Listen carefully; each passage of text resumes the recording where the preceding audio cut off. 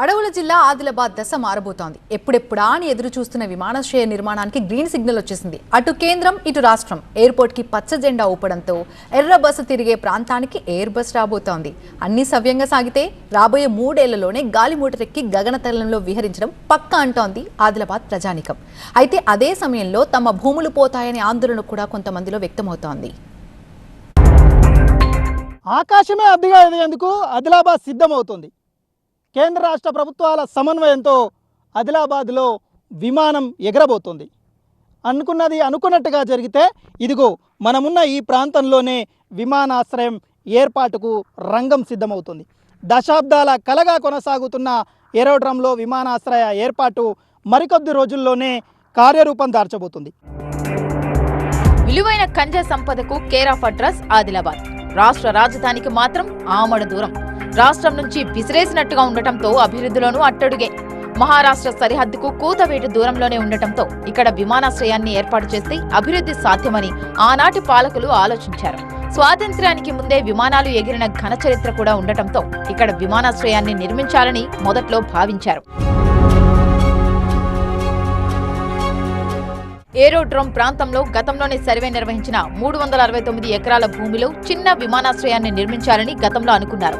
అయితే భవిష్యత్తును దృష్టిలో పెట్టుకుని ఈ ప్రాంతంలో భారీ విమానాశ్రయాన్ని నిర్మించాలని ఏఏఐ నిర్ణయించడంతో ఓవైపు విమానాశ్రయం, మరోవైపు భారతీయ వాయుసేన స్టేషన్ను ఇక్కడ నిర్మించాలని ఫిక్స్ అయ్యారు. ఇప్పటికే రక్షణ శాఖ పరిధిలోని 362 ఎకరాలకు కలిపి మరో 700 ఎకరాల భూసేకరణ చేయాలని తాజాగా రాష్ట్ర ప్రభుత్వం ఉత్తర్వులు జారీ చేసింది. ఈ లెక్కన ఆదిలాబాద్ విమానాశ్రయం 1062 ఎకరాలతో రూపుదిద్దుకోవడం ఖాయంగానే కనిపిస్తోంది. అయితే ఆ 700 ఎకరాలను ఎక్కడ సేకరిస్తారు అనేది తేలాల్సి ఉంది. విమానాశ్రయం ఏర్పాటు కోసం ఇప్పటికే ఆదిలాబాద్ శివార్లో 369 ఎకరాల భూములున్నాయి. వీటితో పాటు ఖానాపూర్లో 481.16 ఎకరాల పట్టా భూములు, 50 ఎకరాల అసైన్డ్ భూములు, అనుకుంటలో 535.38 ఎకరాల పట్టా భూములు, 34.04 ఎకరాల అసైన్డ్ భూములు, తంతోలిలో 261.27 ఎకరాల పట్టా భూములు, 5.02 ఎకరాల అసైన్డ్ భూములు కేటాయించాలి అన్న ప్రతిపాదనలున్నాయి. మొత్తంగా 1592 ఎకరాల్లో విమానాశ్రయాన్ని నిర్మాణం చేయాలని అధికారులు 2019లోనే కేంద్రానికి రిపోర్ట్ పంపించారు. విద్యుత్, నీరు, రోడ్లు, భవనాల కోసం 40 కోట్ల నిధులు అవసరమవుతాయని అధికారులు అంచనా వేశారు. అన్నీ అనుకున్నది అనుకున్నట్టుగా జరిగితే జూన్ 2 లోపు ఇదే ప్రాంతంలో భూమి పూజ జరిగే అవకాశాలున్నాయి. విమానాశ్రయ ఏర్పాటుకు సంబంధించిన భూమి పూజ జరిగే అవకాశం మెండుగా ఉన్నట్టుగా కనిపిస్తుంది. తమ ప్రాంతంలో ఎయిర్పోర్టును రైతులు స్వాగతిస్తున్నారు. అయితే ఎవరికీ నష్టం జరగకుండా చూడాలంటున్నారు రైతులు. గవర్నమెంట్కు సంబంధించింది ఏదైతే అసైన్మెంట్ భూములు ఉన్నాయి, చాలా తంతోలి సైడ్లో చాలా భూములు ఉన్నాయి, 100 ఎకరాల భూములు ఉన్నాయి. కాబట్టి ఏదైతే మేము ఎయిర్పోర్ట్ని వ్యతిరేకిస్తున్నాం, ఎయిర్పోర్ట్ని స్వాగతిస్తున్నాం. ఎయిర్పోర్ట్ కానీ ఏర్పాటు అయిన తర్వాత మా గ్రామానికి కానీ మా రైతులకు కానీ ఎటువంటి ఆటంకం కలగకుండా చేస్తే మాకు ఉపయోగం ఉంటుందని చెప్పేసి మేము కోరుతా ఉన్నాం. భూములు కోల్పోయిన రైతులు, యువత సంగతి ఏంటో చెప్పాలి అనేది స్థానికుల మరో డిమాండ్. విమానాశ్రయం అయితే స్వాగతిస్తాం, కానీ భూములు వ్యవసాయం మీద ఆధారపడి ఉంది అనుకుంటా. విలేజ్ భూములు పోయేసరికి చాలా పెద్ద మొత్తంలో కోల్పోతారు.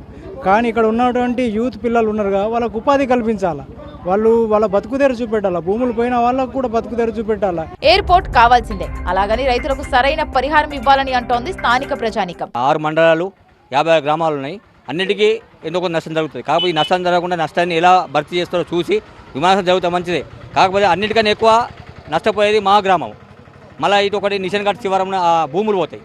వాళ్ళకి న్యాయం చేస్తే మేము కాదంటలేము. కాకపోతే ఈ అనుకున్న గ్రామాన్ని మెయిన్ ఉద్దేశం మా గ్రామానికి ఎక్కడ నష్టం అవుతుందో దీన్ని నష్ట నివారణ చేయాలని మేము కోరుచున్నాం. 2019కు ముందు నుండే ఈ ప్రాంతంలో బహుళ అంతస్తుల భవనాల నిర్మాణానికి అనుమతులు నిలిపివేశారు. ఎయిర్పోర్ట్స్ విభాగం అధికారులు కూడా ఇప్పటికే 12 సార్లు పరిశీలించి సంతృప్తి వ్యక్తం చేశారు. అయితే మాస్టర్ ప్లాన్ ఇంకా సిద్ధం కాలేదు. కేంద్ర రాష్ట్ర ప్రభుత్వాలు భారీ విమానాశ్రయ ఏర్పాటుకు గ్రీన్ సిగ్నల్ ఇవ్వడంతో ఆదిలాబాద్ వాసుల ఆనందం అంబరాన్ని అంటుతోంది. జూన్ 2వ తారీఖు ఆదిలాబాద్కు మరోసారి వచ్చి తీరుతాను, విమానాశ్రయానికి భూమి పూజ చేస్తానంటూ చెప్తున్న సీఎం మాటలు నిజమైతే ఇక ఆదిలాబాద్లో విమానాశ్రయ ఏర్పాటుకు నిర్మాణానికి రంగం సిద్ధమైనట్టే. అన్నీ సజావుగా సాగితే ఆదిలాబాద్ ప్రజల దశాబ్దాల కళ నెరవేరినట్టే. చూడాలి మరి ఈ ఆనందంలో ఆవేదన ఎంతో, భూములు కోల్పోయే బాధితులకు ఏ మేర న్యాయం జరగనుందో.